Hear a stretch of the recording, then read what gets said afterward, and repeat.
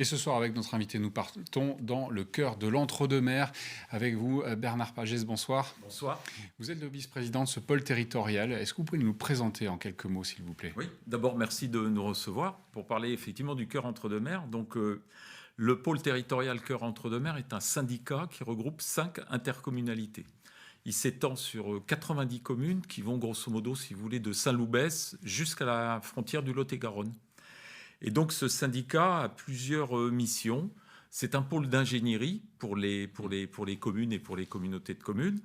Également, pas mal de mutualisation. Par exemple, on gère pour les communes, enfin un certain nombre, pas toutes, 48 communes, tout ce qui est leurs autorisations d'urbanisme. Et puis, bien entendu, on a mis en place un certain nombre de programmes spécifiques, comme par exemple un programme alimentaire, un projet alimentaire territorial, qui permet effectivement, du fait de sa labellisation qu'on a obtenue au mois d'août, de développer sur le territoire des pratiques à la fois de renaissance agricole de proximité, maraîchage, mais également, bien entendu, de pouvoir aider les habitants à s'approprier les circuits courts et à développer une consommation locale. Et ce qui va nous intéresser justement ce soir, quand on parle de consommation locale, c'est aussi cette initiative Ma Ville, Mon Shopping.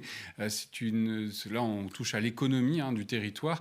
Il y avait nécessité, dans un contexte économique particulier que l'on connaît, dû à la crise sanitaire, d'aider notamment les commerces locaux à faire en sorte qu'ils retrouvent aussi ou qu'ils s'étendent sur la clientèle locale à travers plusieurs initiatives, et celle-ci en particulier. Absolument, tout à fait. Alors, de quoi c'est parti? Vous avez raison de rappeler qu'on n'est pas encore tout à fait sorti de cette crise qui a mis un petit peu à terre des entreprises qui ont été qualifiées quelquefois de non essentielles, ce qui est un peu dramatique comme vocabulaire, mais enfin, passons. Le sujet n'est pas là. On a sur le territoire 9600 entreprises, dont 1600, on va dire, entreprises de proximité, qui sont des commerces ou des entreprises de proximité dans les services, le tertiaire, etc. Ça, c'est une première donnée. La deuxième donnée, c'est qu'on a sur le territoire 106 000 habitants, 40 000 ménages. Ces ménages gagnent en moyenne 25 000 euros par an. 25 000 euros de revenus multipliés par 40 000, ça fait 1 milliard d'euros de revenus tous les ans qui inondent le territoire. En réalité, qu'ils ne l'inondent pas, puisqu'une partie de cet argent est dépensée en dehors du territoire. Il fallait donc essayer de voir comment est-ce qu'on pouvait, en cette période de crise, rapatrier une partie du chiffre d'affaires sur le territoire. Parce que si on n'a plus de commerce sur le territoire, si on n'a plus d'entreprises de proximité, nos territoires ils vont s'étioler.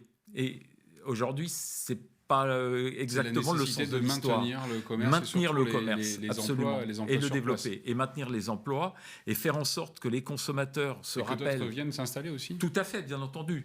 Alors là aussi, l'accueil des entreprises est quelque chose qui est très important pour toutes nos communautés de communes. On s'efforce effectivement de développer les systèmes d'accueil qui sont les zones d'activité commerciale, les zones d'activité économique, de prévoir effectivement un accueil ou de prévoir également, dans le cadre de la contractualisation qui est portée par le pôle Cœur entre-deux-mers, d'une part avec l'État, mais également avec la région, d'avoir les moyens financiers de les accueillir. Et donc, quand on a réfléchi à ça, au niveau des commerces, on s'est dit, d'un côté, effectivement, il faut rapatrier effectivement une consommation au niveau local, et puis d'autre part, essayer de soutenir dans cette période difficile les commerces et les entreprises de proximité. En réfléchissant, d'où Ma Ville, Mon Shopping, qui a été une voie qu'on a choisie.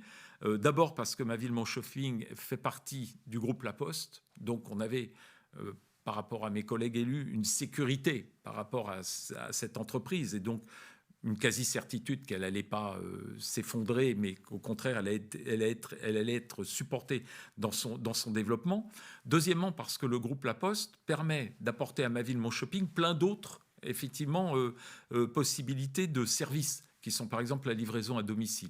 Ma Ville, Mon Shopping, c'est également, et je le signale, quelque chose de gratuit pour les commerçants dans cette période de lancement. Ce sera peut-être payant après, mais les commissions ne font que couvrir le paiement en ligne qui est également proposé. Donc on a une plateforme de ce qu'on appelle de e-commerce, mais purement local. Donc on retrouve sur cette plateforme bien évidemment les commerçants qui ont bien voulu s'y inscrire, et on peut finalement faire ses achats en ligne sur cette plateforme où on retrouve chaque commerce. Tout à fait. C'est ça. Oui, exactement. Alors comment ça a été accueilli par la population locale? Est-ce que justement les commerces ont réussi à développer leurs chiffres avec du local? Alors les statistiques nationales cette fois-ci, puisque là encore on est dans une phase vraiment de fin du premier lancement, qui va être d'ailleurs accompagné par déjà une campagne de communication qui a commencé. On a aujourd'hui 200 commerces qui existent sur Ma Ville Mon Shopping, qui ont ouvert en fait leur boutique numérique à côté de leur boutique physique, puisque le sujet il est là. Les consommateurs, bon accueil, mais les consommateurs, il faut aussi qu'ils s'habituent à cette plateforme de e-commerce local, alors qu'ils ont plutôt l'habitude des plateformes qui sont des plateformes, on ne va pas citer les noms, mais qui sont des plateformes de référence, qui effectivement inondent le marché et particulièrement ont profité particulièrement de la crise dans laquelle on est en train de sortir. Et donc cette plateforme de e-commerce local fait que on peut accueillir également des producteurs locaux.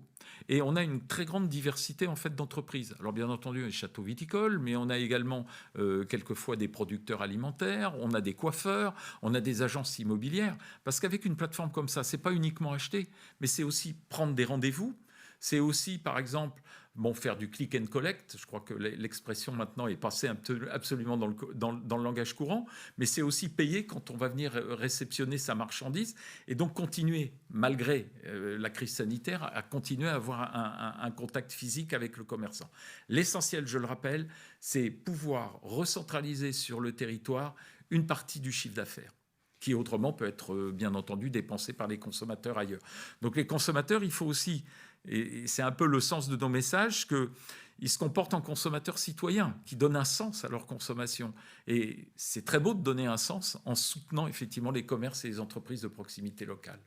Bernard Pagès, merci d'avoir apporté cet éclairage pour les 200 entreprises qui sont inscrites sur Ma Ville Mon Shopping pour ce territoire cœur entre deux mers. Écoutez, on vous souhaite bon courage pour la suite et promouvoir cette belle initiative. Merci beaucoup. Merci, très bonne soirée à toutes et à tous sur TV7.